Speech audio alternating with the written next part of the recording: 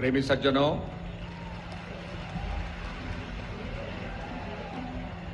महात्मा और भाइयों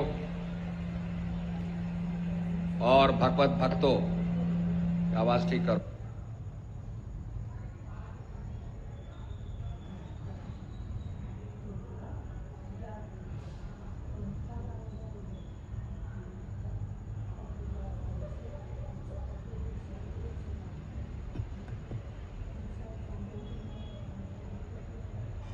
हेलो, ये नहीं कर रहा काम।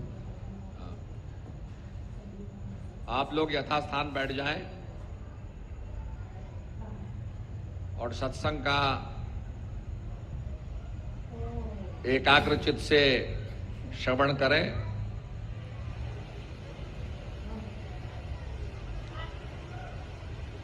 जो विषय मैं आपके सामने रखने जा रहा हूं, बहुत ही विचारणीय है और समझने की चीज है। आप लोगों ने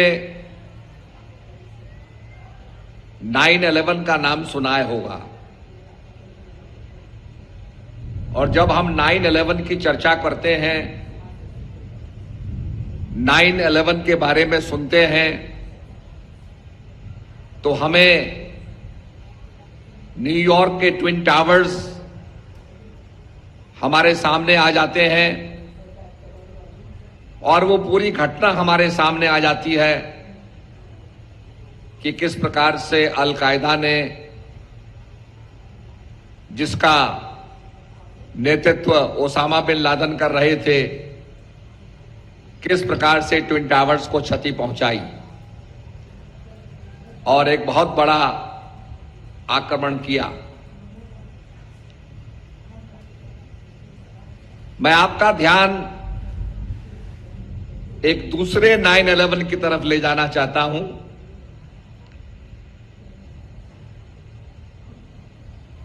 (1893) में एक 9/11 हुआ और ये 9/11 अमेरिका के चिकागो में हुआ, जहां पर वर्ल्ड रिलीजियस कॉन्फ्रेंस के अंदर स्वामी विवेकानंद जी ने, जिनका नाम नरेंद्र था, उन्होंने वर्ल्ड रिलीजियस कॉन्फ्रेंस में अपनी speech the. That was also 9/11.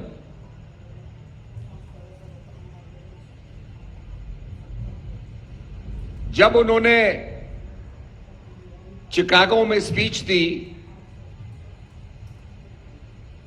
तो वहां का जन समुदाय जो बैठा हुआ था,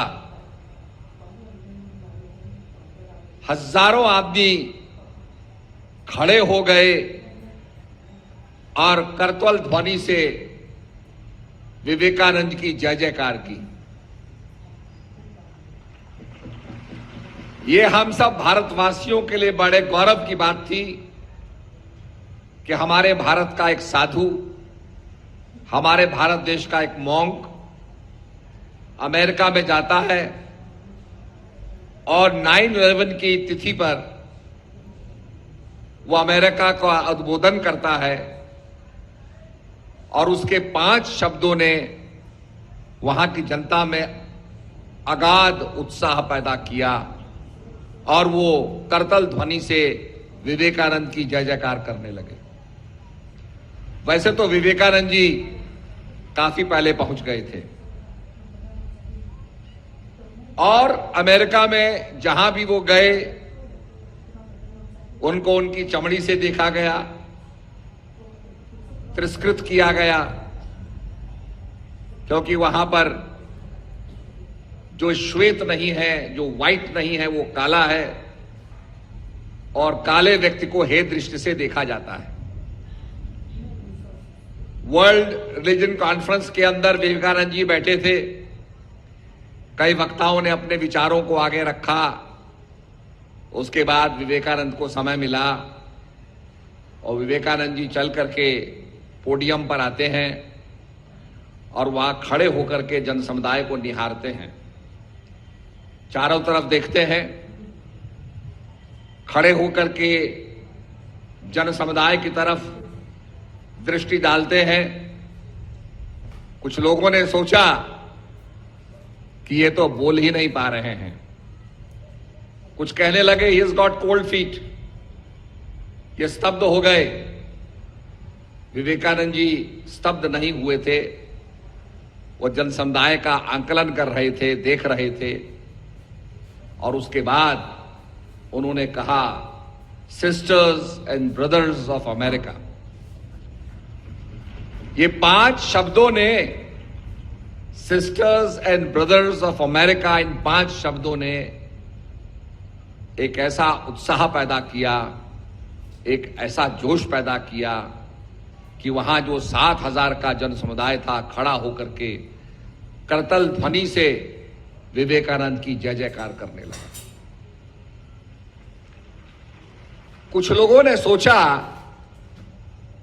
कि हिंदुस्तान से आने वाला साधु, जहां लोग बीन बजाते हैं, सांप को नचाते हैं, और गरीब देश है, ये हमको क्या बताएगा, क्या सिखाएगा।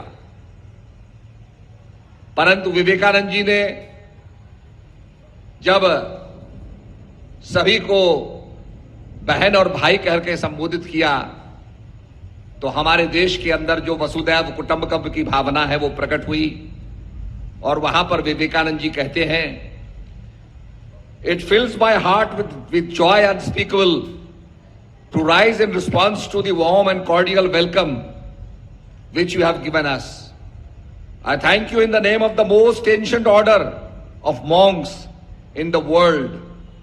I thank you in the name of the mother of religions.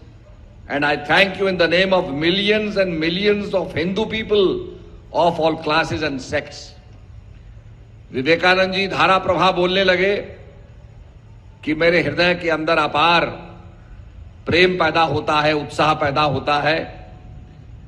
आपने जो मेरा स्वागत किया और मेरा खैर मकदम किया, मैं सबसे पुरानी परंपरा दुनिया की, जो साधु की परंपरा है, उसकी तरफ से आपको धन्यवाद देता हूं। सारे धर्मों की मां जो सनातन धर्म है, उसकी तरफ से आपको धन्यवाद देता हूं। और जो हमारे करोड़ों करोड़ हिंदू लोग हैं, चाहे किसी भी क्लास के हों, किसी भी सेक्ट के हों, उन सब की तरफ से आपको धन्यवाद ज्ञापित करता हूं। My thanks also to some of the speakers on this platform who, referring to the delegates from the Orient, have told you that these men from far off nations may well claim the honor of bearing at different lands the idea of tolerance. I am proud to bring to a religion, I am proud to belong to a religion which has taught the world both tolerance and universal acceptance. Vivekananda ji ने वैसे तो जब वो पहुंचे तो अच्छा उनके साथ बर्ताव नहीं हुआ, पर क्योंकि वो महादेव के भक्त थे, शंकर के भक्त थे, और शंकर ने हमेशा विषपान किया है, विष वमन नहीं किया, तो विवेकानंद जी ने सभी को धन्यवाद ज्ञापित किया और कहा कि मैं उस धर्म, उस सनातन धर्म का प्रतिनिधित्व करता हूं जिसने दुनिया को वसुदैव कुटुंबकम, सहिष्णुता का, टॉलरेंस का जो है वो संदेश दिया। We believe not only in universal tolerance, but we accept all religions as true. I am proud to belong to a nation which has sheltered the persecuted and the refugees of all religions and all nations on earth. मैं उस देश से आता हूं जिसने जो शोषित हुए हैं, जो पीड़ित हुए हैं, उन लोगों को शरण दी है। I am proud to tell you that we have gathered in our bosom the purest remnants of Israelis who came to southern India and took refuge with us in the very year in which their holy temple was shattered to pieces by the Roman tyranny. I am proud to belong to the religion which has sheltered and is still fostering remnants of the great Zoroastrian nation. Iran से जो पारसी थे वो चल करके हमारे भारत में आए और हमारे भारत ने a few lines from a hymn to have repeated from the earliest boyhood, which is every day repeated by millions of human beings, as the magnificent streams having their source in different paths, which men take through different tendencies, various though they appear, crooked or straight, all lead to thee. रास्ते टेढ़े मेढ़े हों पर वो अपने गंतव्य तक पहुंचते हैं. The present convention, which is one of the most august assemblies ever held, in itself is a vindication, a declaration to the world of the wonderful doctrine preached in the Gita. Whosoever comes, fanaticism have long possessed the beautiful earth. They have filled the earth with violence, drenched it with often with human blood, destroyed civilization and sent whole nations to despair. Had it not been for those horrible demons, human society would be far more advanced than it is now. But their time is come. I fervently hope that the bell that tolled the morning in the honor of the convention may be the death knell to all the. इस सब का अंत हो जिस प्रकार से प्रारंभ के अंदर इस कन्वेंशन की शुरुआत में जो घंटी बजाई गई, जो नाद सुनाया गया, वो नाद इन सब चीज का अंत करेगा. तो कहने का मतलब कि उनका संदेश दुनिया के अंदर प्रसारित हुआ. 9/11 को उन्होंने संदेश दिया और जब विवेकानंद जी मंच पे खड़े हुए तो केवल मात्र वो विवेकानंद नहीं थे बल्कि हमारे सारे सनातन धर्म की ऋषि परंपरा वहां पर खड़ी थी और वो हमारे उस अमेरिका का संबोधन कर रही थी. तो हम सब भारतवासियों के लिए बड़े गौरव की बात है.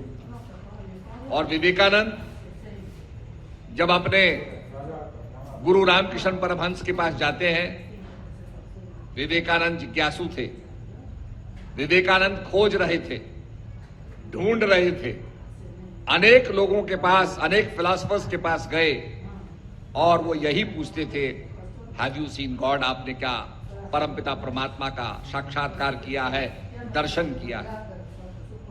तो अक्सर जो विद्वान लोग होते थे कहते थे, विवेकानंद तुम्हारा यह प्रश्न बताता है कि तुम बड़े आध्यात्मिक हो, बड़े रिलीजियस हो, बड़े ज्ञानी बनोगे, बहुत ज्ञान अर्जन करोगे. पर जब यही प्रश्न उन्होंने स्वामी रामकृष्ण परमहंस से किया तो उनके जो सदगुरु थे वो कहने लगे, विवेकानंद जितना स्पष्ट मैं तुम्हें देख रहा हूं इतना ही स्पष्ट मैंने परमपिता परमात्मा को देखा है. I have seen God. मैंने भगवान को देखा है और मैं तुम्हें भी दिखा सकता हूं. सदगुरु के अंदर ये क्षमता होती है कि वो ब्रह्म का साक्षात्कार करते भी हैं और कराते भी हैं. और इसीलिए कहा, बंदो गुरुपद कंज कृपा सिंधु नररूप हरि महामोहतम पुंज जासु वचन रवि कर निकर. तुलसीदास जी महाराज कहते हैं, मैं गुरु महाराज की वंदना करता हूं. बंदो गुरुपद कंज कृपा सिंधु नर रूप हरि. नर रूप में हरि है. उस व्याख्याकार कहते हैं कि उन्होंने अपने गुरु नर हरिदास जी का नाम लिया, परंतु आगे वो कहते हैं, कृपा सिंधु नर रूप हरि महामोहतम पुंज जासु वचन रवि कर निकर. जिनके वचन रवि की करनी करते हैं. और रवि की करनी क्या है? कि वो अंधकार को दूर करता है, संसार में प्रकाश लाता है, संसार में जीवन उदय हो जाता है, सारी चिड़िया चहचहाने लगती हैं. और प्रकाश ही नहीं, एक दूसरा काम भी करता है. जब सूरज की रोशनी किसी भी पेड़ पर पड़ती है, पत्ते पर पड़ती है, तो पत्ते के अंदर क्लोरोफिल होता है, ये ग्रीन पदार्थ जो होता है, the green substance in plants is called chlorophyll. और जब क्लोरोफिल पर धूप पड़ती है तो एक फिनोमेना होता है जिसे कहते हैं फोटोसिंथेसिस। फोटोसिंथेसिस से क्या होता है कि दूषित हवा स्वच्छ हवा में परिणित हो जाती है, और फोटोसिंथेसिस से पूरा जो प्रदूषण है ये धीरे धीरे समाप्त होता है, प्राणवायु का उदय होता है। तो सूर्य की करनी अंधकार को दूर करना तो है ही, परंतु उसके साथ साथ वह जीवन का संचार भी करती है।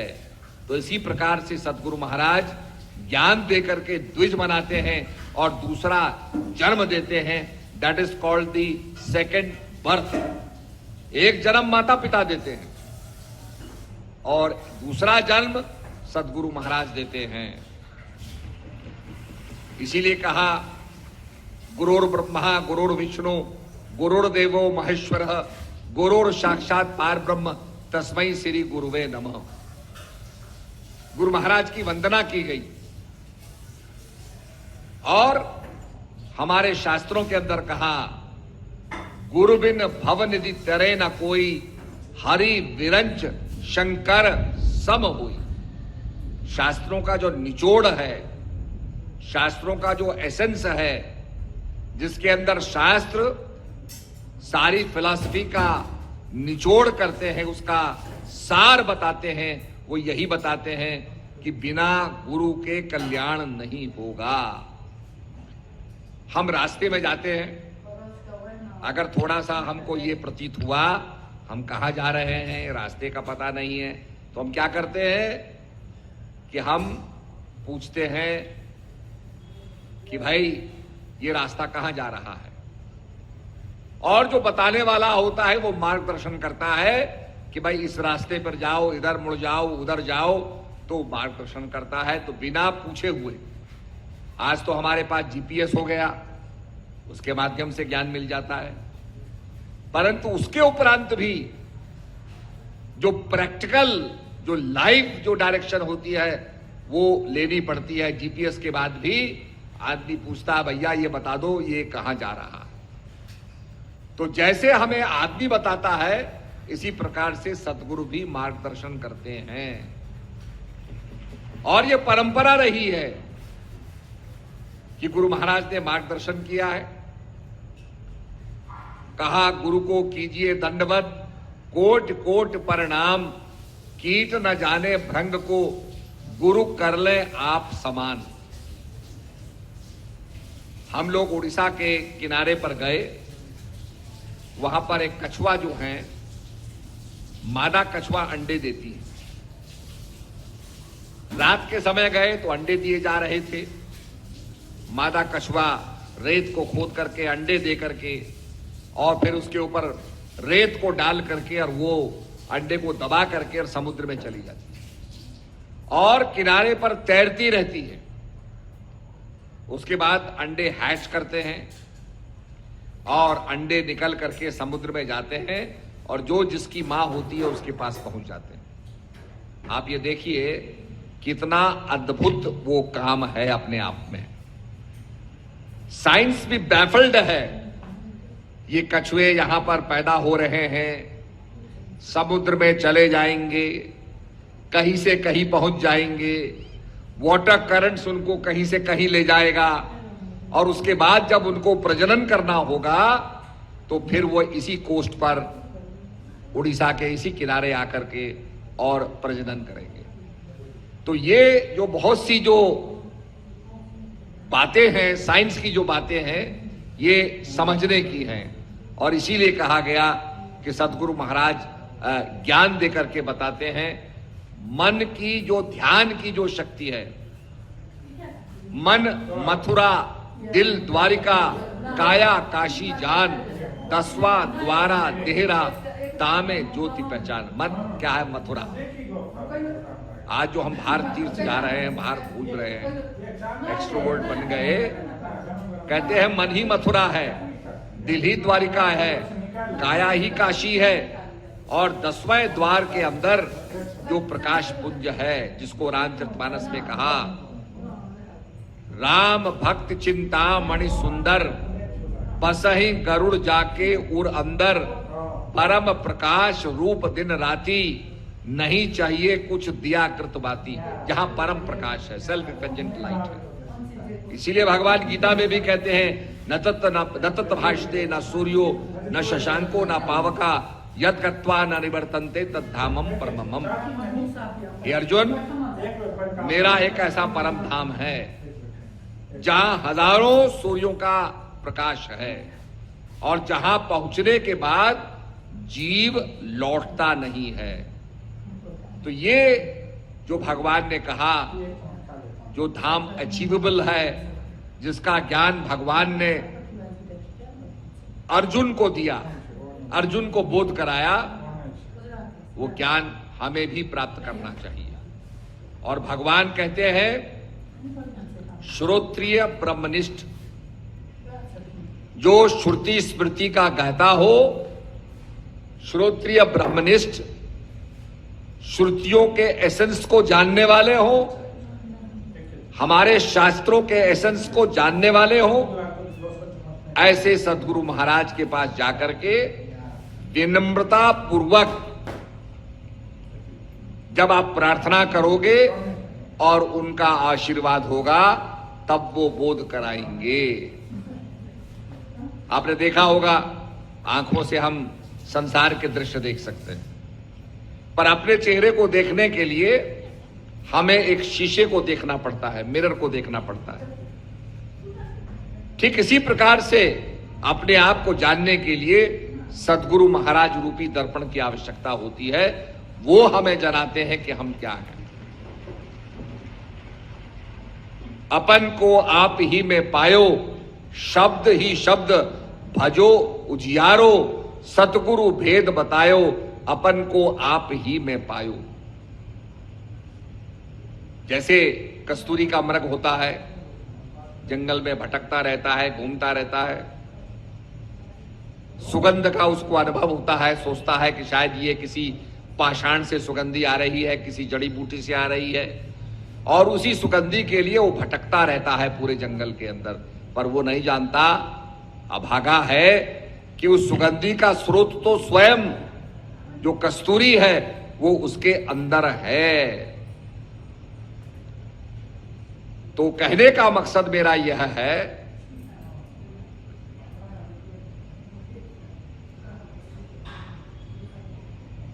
तो कहा, मृग नाभि कुंडल बसे, मृग ढूंढे बन माए, ऐसे घट घट ब्रह्म है, दुनिया जानत नाए। जैसे कस्तूरी का मृग नहीं जानता, इसी प्रकार से आदमी भी संसार में भटक रहा है। कभी कहीं जाता है, कभी कहीं जाता है, कब मन रंग तुरंग चढ़े, कब मन सोचत है धन को, और भटक रहा है संसार के अंदर। तो सदगुरु महाराज व्यक्ति को अध्यात्म का ज्ञान देकर के जनाते हैं, और जब व्यक्ति अपनी अनुभूति प्राप्त करता है, साक्षात्कार प्राप्त करता है, तब उसका कल्याण होता है। तो ये आज हम यहां बैसाखी के पर्व में आए हुए हैं। 3 दिन का ये सम्मेलन होगा, लोगों को दर्शन भी होंगे, और हरिद्वार वैसे भी अपने आप में बड़ा पवित्र तीर्थ है, हरि का दरवाजा है, जहां से आदमी हिमालय की तरफ गमन करता है। पांडव लोग भी 4 धाम के लिए जब वो गोत्र हत्या से मुक्त होने के लिए गए, यहां से शिव जी के दर्शन करने के लिए, तो यहां से केदारनाथ की यात्रा उन्होंने प्रारंभ की। पर वो इतनी सहज नहीं थी।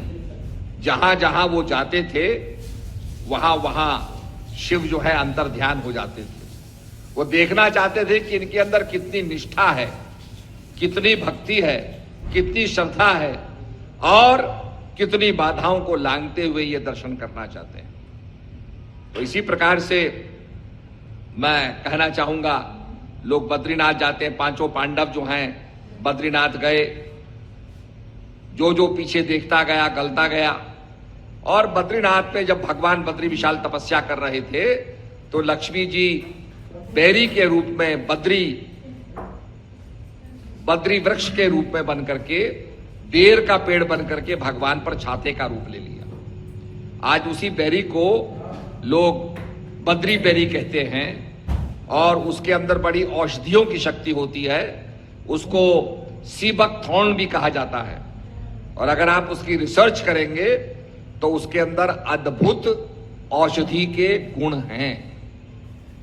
तो हिमालय के अंदर ऐसी ऐसी औषधियां हैं जिसपे सीबक थॉर्न हो गया, गोजी बेरी हो गई, यासर गोम्बा हो गया। इस प्रकार से कई जड़ी बूटियां ऐसी हैं जो बहुत अलभ्य है। आज विज्ञान उनके बारे में जानकारी प्राप्त कर रहा है, साइंस डिस्कवर कर रही है।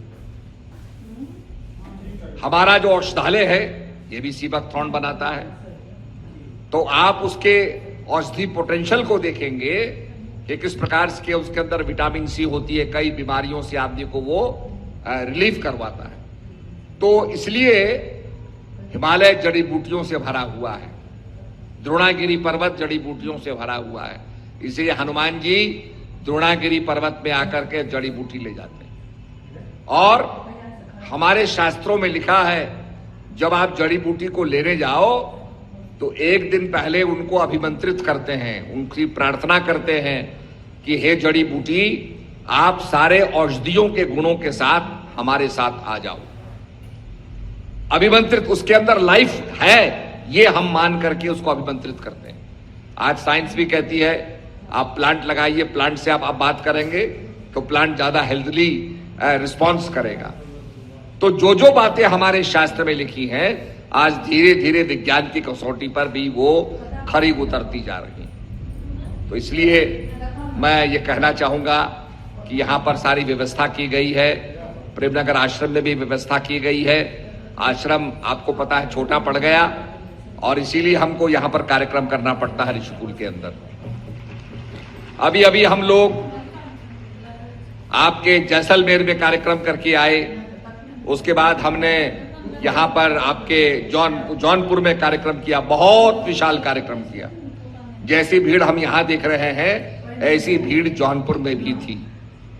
तो कई इलाकों से प्रोग्राम करते हुए आज हम यहां आपके हरिद्वार में आए हैं। और हरिद्वार वो स्थल है जहां से गंगा बहती है। देखा जाए तो हम उस प्रदेश के रहने वाले हैं जहां से गंगा बहती है। हमारे उत्तराखंड में यमुना जी का उद्गम स्थल है, गंगा जी का उद्गम स्थल है और सरयू नदी का उद्गम स्थल है। 3 प्रधान नदियों का उद्गम स्थल उत्तराखंड है। और गंगा तो स्वर्ग में बहती थी, धरती की धारा नहीं थी। भगीरथ ने अपने पुरखों का उद्धार करने के लिए तपस्या की, स्वर्ग की धारा को धरती पर लाया और उसका इतना वेग था कि भगवान शंकर से प्रार्थना की कि प्रभु उसके वेग को रोको। तो भगवान ने उसके वेग को अपनी जटाओं में समाहित कर लिया और फिर धीरे से उसका प्रभावित उसको किया। तो गंगा की धारा धरती की धारा नहीं है, ये स्वर्ग की धारा थी। भगीरथ ने तपस्या की तो स्वर्ग की धारा को धरती पे ले आया। हम भी कर्म करेंगे, हम भी तपस्या करेंगे तो हम स्वर्ग को धरती पर ला सकते हैं। यह है गंगा का संदेश। तो आइए गंगा से शिक्षा ले। गंगा कभी भी प्यासे से उसकी जात नहीं पूछती, उसके धर्म को नहीं पूछती है, उसके वर्ण को नहीं पूछती है। वो प्यासे की प्यास को बुझाती है, सद्भावना का संदेश देती है। तो हम भी अपने देश के अंदर उसी सद्भावना के विचार का प्रसारण करते हुए आगे बढ़े और देश का उद्धार करें, देश को मजबूत करें। देश के अंदर जब विवेकानंद जी ने भाषण दिया तो लोगों ने कहा कि भाई भारत का ऐसा साधु और ऐसे उसके विचार और ऐसी महान वाणी सुनकर के लोग अचंभित हो गए। और तब लोगों को पता चला कि भारत विश्व गुरु है, दुनिया को दिशा दे सकता है, दुनिया को डायरेक्शन दे सकता है, दुनिया का उद्धार कर सकता है, दुनिया के अंदर शांति कायम कर सकता है। आज देश लड़ रहे हैं, लोग भारत की तरफ देख रहे हैं कि भारत इसका क्या निदान करेगा, क्या समाधान करेगा। और भारत निश्चित रूप में अपना रोल निभाएगा और शांति स्थापित करेगा। तो मैं आपसे कहना चाहता हूं कि बड़े धैर्य के साथ जो सुविधाएं यहाँ दी गई हैं उनका फायदा उठाएं। और कल भी आपको दर्शन होंगे तो लाइन में लग करके कतारबद्ध तरीके से दर्शन करें, सभी को मौका मिलेगा। तो इन्हीं शब्दों के साथ भंडारे की व्यवस्था भी अच्छी की गई है। हमारा काम यह है कि धैर्य से लाइन बनाते हुए हम जाएंगे, एक सुचारू रूप से चलेंगे, तो मैं समझता हूं कि उसका फायदा सबको प्राप्त होगा। धक्का मुक्की से कुछ नहीं मिलता है, केवल कंफ्यूजन होता है। तो इसलिए ये कंफ्यूजन ना करते हुए एक अच्छा सद्भावना का परिचय देते हुए हम यहाँ पर रहेंगे और यहाँ पर जो सुविधाएं हैं उनका फायदा उठाएंगे। इन्हीं शब्दों के साथ सबको मेरा दुआ आशीर्वाद। हरिओम तत्सत।